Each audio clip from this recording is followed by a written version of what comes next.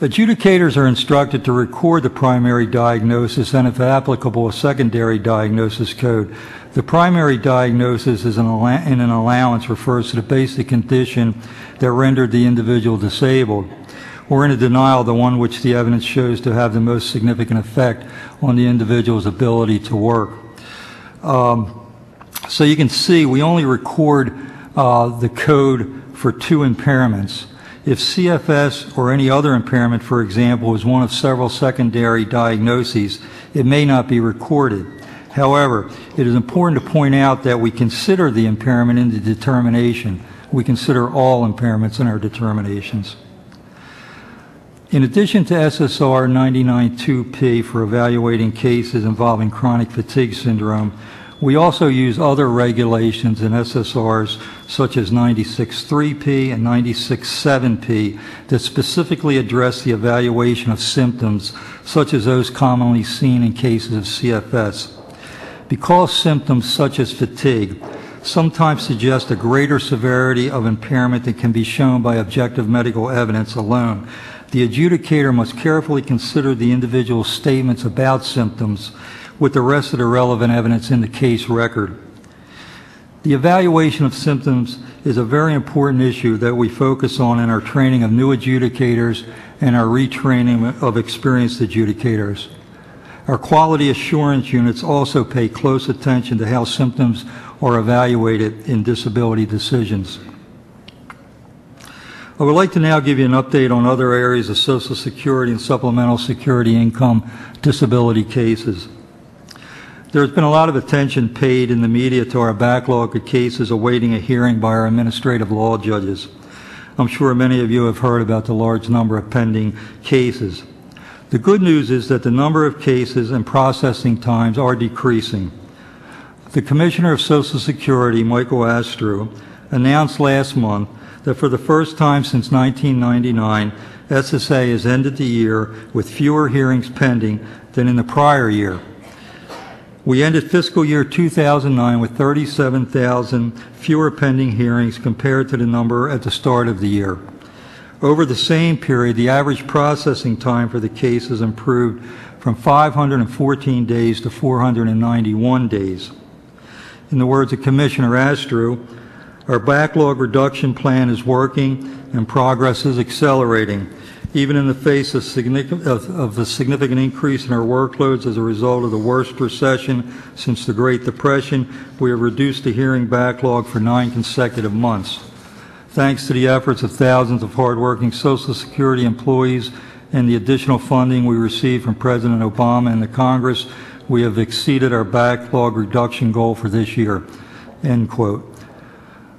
To achieve our backlog reduction goals, we have embarked on the largest expansion in decades of our capacity to hear disability hearing appeals.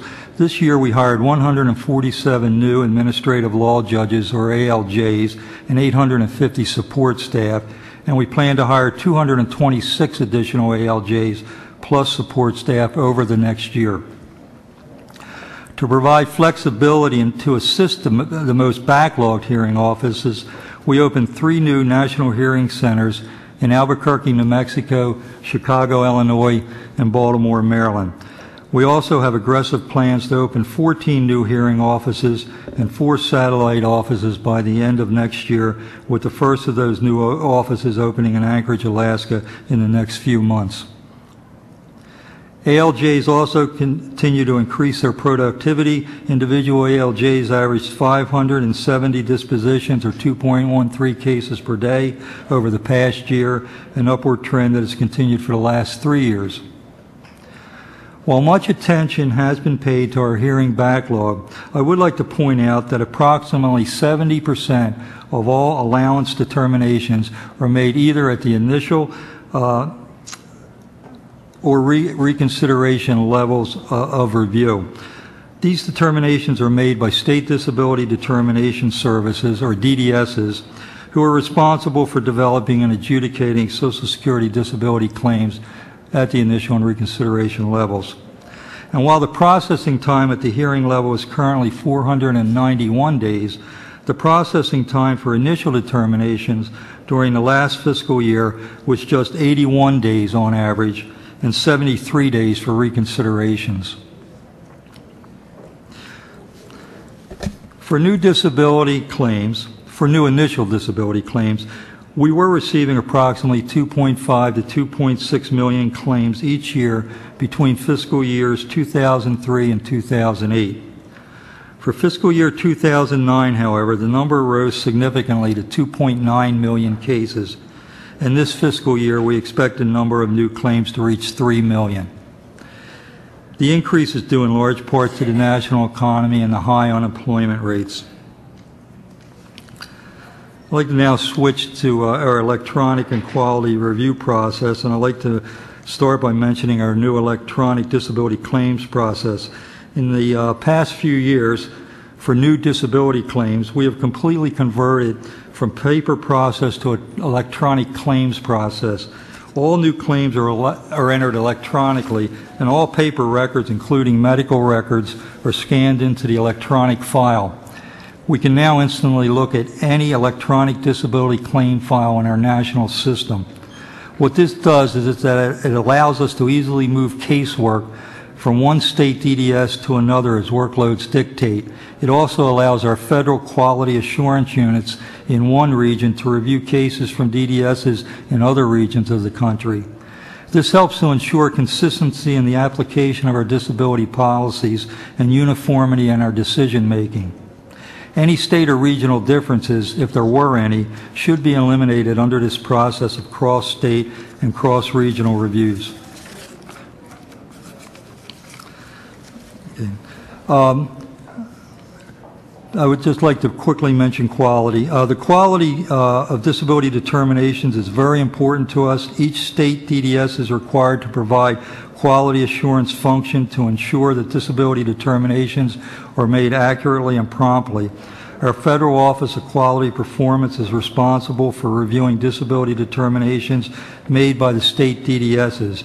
Our disability quality branches located in each of our 10 regional offices are staffed by professional disability reviewers, physicians from all major specialties, and psychologists. Cases are reviewed to ensure that the evidentiary record supports the determination and that the evidence and the determination conforms to SSA operating policy and procedures. That concludes my update. Thank you. Thank you, Mike. And we're grateful for a comprehensive overview and update. And we will ensure that all presentations are posted on the website as part of the proceedings of this meeting, including your slides. We'll figure out whatever that bug is.